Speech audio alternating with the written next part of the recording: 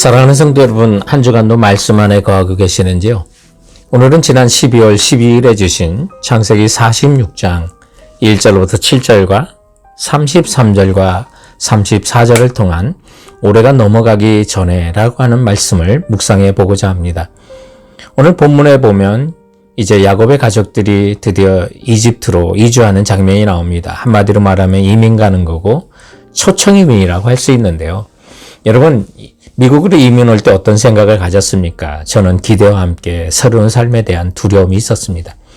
아마 야곱도 가나안 땅을 벗어나기 전에 애굽 이주에 대한 그런 두려움이 있었던 것 같습니다. 그런데 하나님의 뜻을 묻고 확신을 얻어 애굽의 길을 걸어가는 것을 보면서 우리도 이 연말에 새해를 확신하며 맞이해 보았으면 합니다. 그러므로 올해가 넘어가기 전에 본문이 가르치는 첫 번째 교훈은 약속받은 말씀을 다 적어보고 따라야 할 말씀을 찾으세요라고 하는 것입니다. 이것은 우리가 하나님의 음성을 듣고 하나님 말씀 청종하는 훈련 중에 하나인데요.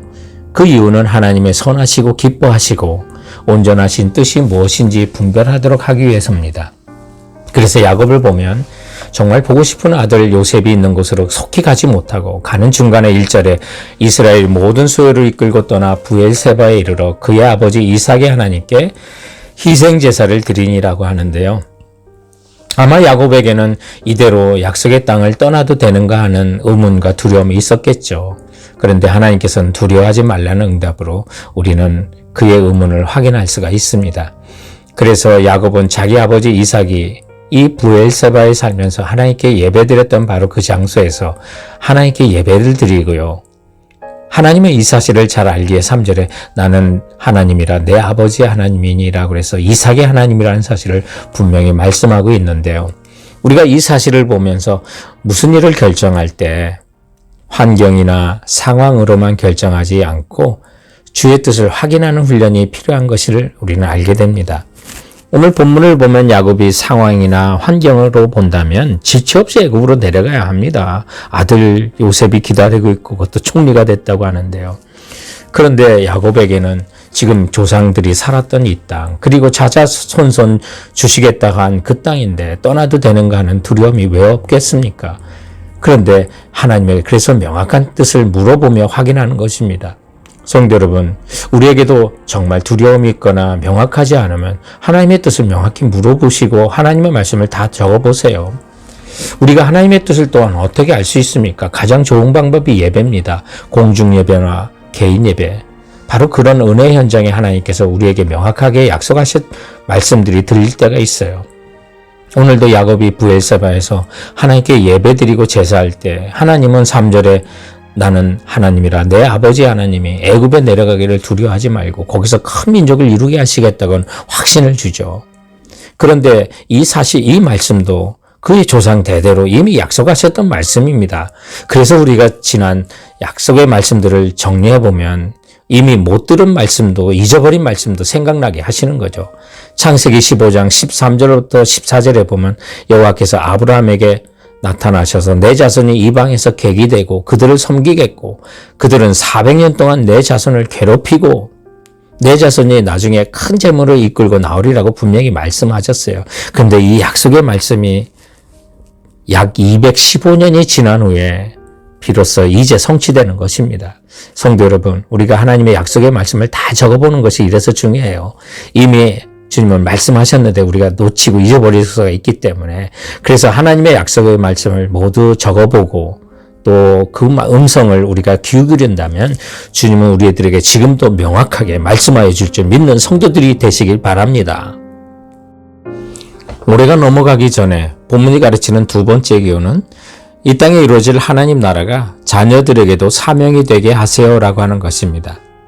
오늘 본문을 보면 하나님께서 야곱에게 애굽으로 내려가기를 두려워하지 말고 거기서 큰 민족을 이루고 애굽에 내려갈 때나 너를 인도하여 다시 돌아오게 할 때도 반드시 함께 하겠다고 동행을 약속하고 확신을 줍니다.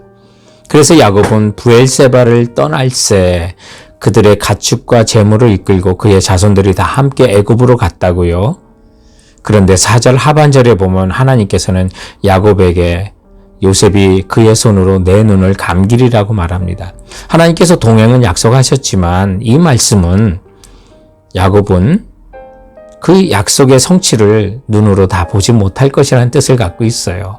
그리고 그 성취는 요셉과 자손의 손으로 넘겨질 것이라는 뜻을 요셉이 야곱의 눈을 감긴다고 하는 말씀으로 한 것입니다. 한마디로 말하면 사명과 임무 교대의 의미를 담고 있는 거죠. 그리고 야곱 당대에는 그 뜻이 이루어지지 않을 것을 암시하고 있는 말씀입니다. 오늘 이 본문을 보면서 하나님 나라는요, 어느 한 사람의 손으로 완전히 이루어지는 것이 불가능하다는 사실을 알게 됩니다. 우리가 정말 하나님 나라를 위해서 최선을 다하지만 우리 자손 대대로 함께 그 꿈을 이뤄가는 것을 소망해야 된다는 것을 보게 돼요. 그래서 본문에 보면 애굽으로 이주한 야곱의 가족들의 명단이 나오는데요. 27절에 모두 70명이라고 했어요. 그런데 그 명단에는 종들이 나와 있지 않아요. 근데 종들이 함께 애굽으로 내려갔는지는 잘 알 수가 없어요.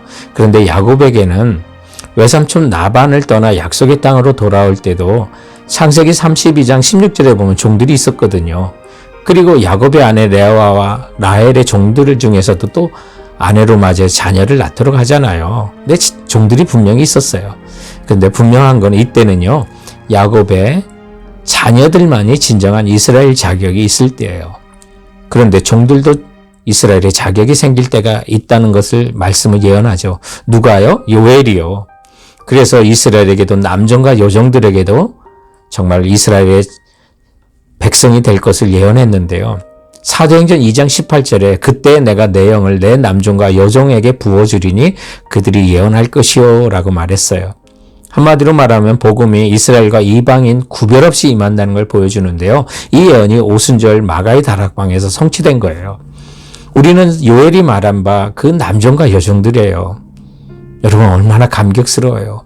하나님이 우리에게 바로 놀라운 성령을 부어주셔서 열방 가운데 돌아오게 하시고, 그리고 우리 같은 종들도 열방이 죽게 돌아올 하나님 나라를 정말 꿈을 주셨다는 사실 얼마나 감격스럽습니까? 우리가 이것을 위해서 최선을 다해야 되지만 성도 여러분, 우리 자녀들도 우리 눈을 감기고 이 땅에 이루어질 하나님 나라를 사명으로 이어받을 수 있는지 올해가 가기 전에 한번 점검하고 우리의 삶을 통하여 말씀을 통하여 가르칠 수 있는 성도들이 되시기 바랍니다. 올해가 넘어가기 전에 본문이 가르치는 세 번째 교훈은 거룩하며 진실한 성도로서 죽음을 예비하세요라고 하는 것입니다. 사실 우리가 살아있는데 죽음을 이야기하면 복된 말이 아니라고 할 수 있는데요. 그러나 우리 성도들은요, 예수님이 말씀하시고 준비하신 하나님 나라를 믿기에 성도들의 죽음은 복된 것이라고 할 수 있어요. 오늘 본문을 보면요, 정말 우리가 얼마나 하나님 나라를 그리고 죽음 이후를 소망해야 되는지를 알려주는데요. 바로는요, 요셉의 가족들에게 대단한 호의를 갖고 있었어요. 잘 보이기만 하면, 그리고 무엇을 구하면 받을 수 있는 상황이라고 생각해요. 그런데 요셉이 형들에게 반드시 우리가 고센 땅에 있어야 하니까 바로가 직업을 물으면 목축업자라고 대답하라고 그래요. 근데 이 목축업자는요, 애굽 사람들이 제일 싫어하는 직업이에요. 그래서 34절에 보면 가증 여긴다고 하는데, 성도 여러분 생각해 보세요. 우리 같으면 정말 이런 애굽의 상황이라면 형들에게 절대로 우리가 목축업자라고 하면 안 됩니다, 그렇게 해야 되지 않았을까요? 그럼에도 불구하고 요셉은 왜 형들에게 굳이 목축업자라고 대답하게 했을까요?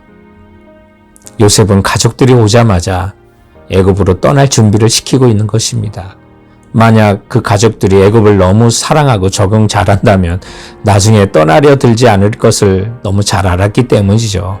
그래서 비록 애굽 사람들에게는 무시를 당하고 천민 취급을 당하는 한이 있어도 그들로부터 분리되어 떠나기 쉬운 장소, 가나안 땅에 가까운 고센 땅에 있어야 한다고 생각했던 것입니다. 그 시간이 400년이라는 긴 시간은 되지만 그럼에도 불구하고 언젠가는 하나님께서 떠나야 된다고 하셨기에 애굽을 떠나야 한다는 것을 분명히 그들의 삶 속에 각인시켜주고 있는 사건입니다.